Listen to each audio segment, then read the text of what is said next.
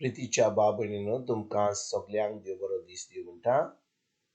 आयज सोमार आनी आयचें शिवर्तमान जावन आसा जुवांचो 10वा विसवोर, वोड 11 ते 18 पर्यंत. John chapter 10 verses 11 to 18. आनी आतां आमी पयलें देवाचें उतर आयकुया. हांव बरो गवळी. बरो गवळी मेंढरा पासत आपलो जीव दिता. एक मुशारेकार तो खरो गवळी न्हय म्हूण आनी मेंढरां ताची कशाची न्हय म्हूण लांडगो येता तो पळयता आनी मेंढरांक सोडून दिता आनी आपूण पार आनी लांडगो तांकां उबारून वता आनी दुस्पोटायता. तो मुशारेकार आनी ताका मेंढराचें कांय पडूंक ना देखून तो पार. हांव बरो गवळी. जसो बाप म्हाका वळखता आनी हांव बापाक वळखता, तसो हांव म्हज्याक वळखता, म्हजी ती आनी म्हज्या मेंढरां पासत हांव म्हजो जीव दिता. आनी म्हाका आनीकूय मेंढरां आसात, तीं ह्या वडपांतलीं न्हय, तांकांय हांवें हाडूंक जाय. तीं म्हजो थाळो आयकुतील आनी हो सोब एकूच तीं जातलो आनी एकूच गवळी. हांव म्हजो जीव दिता आनी उपरांत तो परतून घेता देखून बाप म्हजो मोग. कोण म्हजो जीव जंबून काडिना, पूण आपटेन हांव म्हजो जीव दिता. म्हजो जीव दिवंक म्हाका पदवी आसा आनी तो परतून घेवंकूय म्हाका पदवी आसा. ही आज्ञा म्हज्या बापा कडली हांवें घेतली. प्रितीच्या बाबणीनो, ह्या दिसांनी आमी ह्या बऱ्या गवण्याची ओपार आमी शिकता.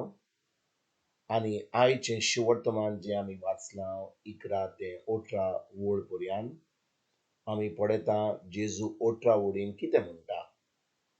तो म्हणटा, कोण म्हजो जीव जमोवन काडिना, पूण आप खोशेन हांव म्हजो जीव दिता. म्हजो जीव दिवंक म्हाका पदवी आसा आनी तो परतून घेवंकूय म्हाका पदवी आसा. भाव भयणीनो, जेजू आयज आमकां कितें सांगूंक सोदता ह्या 18 वोडीन. तो म्हणटा, कोण म्हजो जीव जमोवन काडिना, पूण आप खोशेन हांव म्हजो जीव दिता. म्हजो जीव दिवंक म्हाका पदवी आसा आनी तो परतून घेवंक म्हाका पदवी आसा. भाव भयणीनो, आमी खेरीत भाशेन ह्या वोडीचेर आमी नियाळ करीत जाल्यार जेजू आमकां सांगूंक सोदता की आमी ताजेर बावर दवरीत जाल्यार कोणाच्यान आमचो जीव घेवंक जायना.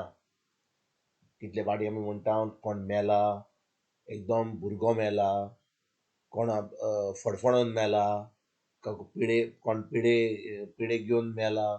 पूण भाव भयणीनो, खरेपणी आमी हाचेर आमी नियाळ करीत जाल्यार ज्या दिसा आमी जेजूक आमचो सोमी देव आनी सोरोंडार मानला, जेजू आमचे भितर येता आनी आमचो आत्मो जेजू सारको जाता.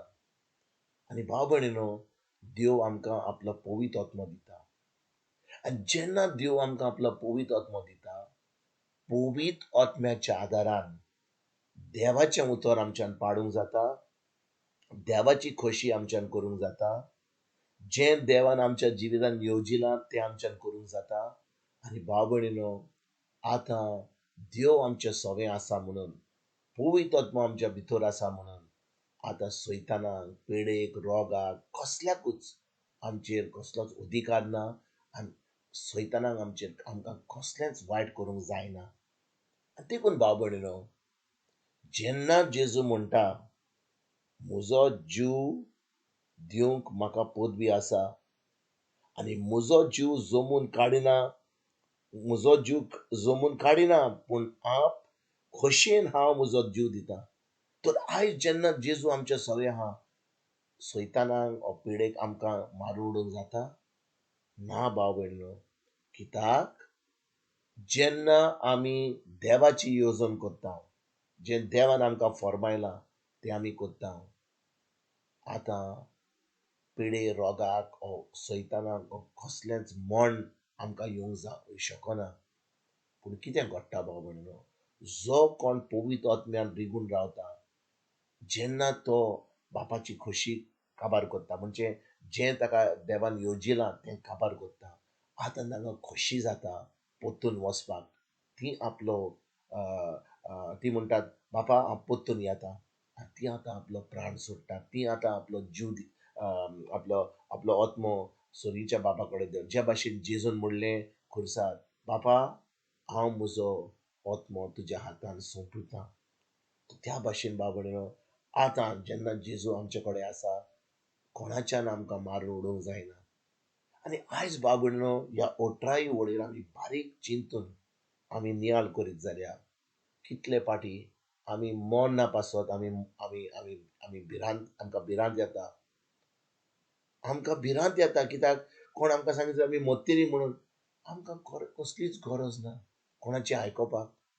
आमी खरेपणी देवाची येवजण कोत्ता जाल्यार, देवाची खोशी कोत्ता जाल्यार, देवा पवित्र आत्मो आमचे सगळें आसा, आनी पवित्र आत्म्याच्या आदारान आमी देवाचें उतर पाळटा, देवाची खोशी कोत्ता, आमकां मरणाची कसलीच भिरांत ना, आसची ना, आसूंकच नाका. कित्याक जेन्ना आमी देवाची येवजण करता त्यो आमचें सगळें आसा, आनी तो आमकां बरी बरी सावूत दिता, तो आमकां पेखोणी दिता, तो आमकां सगळें आपलें बरें दिता. वय लोक आमचेर आड येतलो, आमकां खूब ह्या संवसारान आडकोळ सोंसची पडटली, पूण जें जेजून आमचे पासत खुरसार केलां तें आमी भोगूंक पावतले हांव. आनी खरेपणी देवाची खोशी आमी करूंक पावतले. आनी जेन्ना आमी देवाची खोशी करता, कोणाकूच आमकां मारून उडोवंक जायना, सैतानाक रोगाक पिडेक कांयच करूंक जायना आमचे वयर.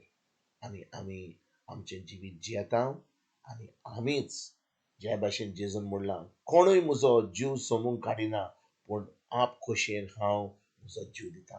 हेंच आमच्यान करूंक जाता केन्ना, जेन्ना आमी खरेपणी जेजूचेर बावर दवरता, आमचो आत्मो जेजू सारको जाला, पवित्र आत्मो आमचे भितर आहा, आमी देवाची खोशी करता, आनी शेकी एक दीस हें सगळें आमचे भितर काम केल्या उपरांत पवित्र आत्मो आमकां सांगता, वय पुता म्हज्या, वय धुये म्हजे, तुवें जें काम करूंक जाय तें केलांय, तुका खोशी आहा जाल्यार तुज्यान येवंक जाता घरा. आनी तेच भाशेन जेजू भाशेन आमच्यान घरा वचूंक जाता आमच्या सोर्गीच्या बाबा कडेन. तर आयज भाव भयणीनो, जेन्ना आमी ह्या संवसारान आसा, आमी पोत्तून पोत्तून देवाच्या उतराचेर आमी नियाळ करुया, पोत्तून पोत्तून आमी ह्या उतरान रिगून रावया. वो पवित्र आत्मो जो आमकां सोर्गीच्या बापान दिला, जेन्ना आमी जेजूचेर बावर दवरला, त्या पवित्र आत्म्या कडेन आमी बारीक आमी कान दिवन ताका आयकुया, आनी देवाची खोशी करपाक आयजतान आमी सुरवात करुया. तुमकां तुमच्या फॅमिलीक एक बरो दीस सांवड येता, आनी पोत्तून तुमचे कडेन उलोवपाक फाल्यां हाजीर जातलो तुमकां सगळ्यांक. आमच्या सोडूनदारा जेजूची कृपा, आमच्या सर्गीच्या बापाचो मोग, आनी पवित्र आत्म्याचो एकवट तुमकां आनी तुमच्या फॅमिलीक हांव आवडयता.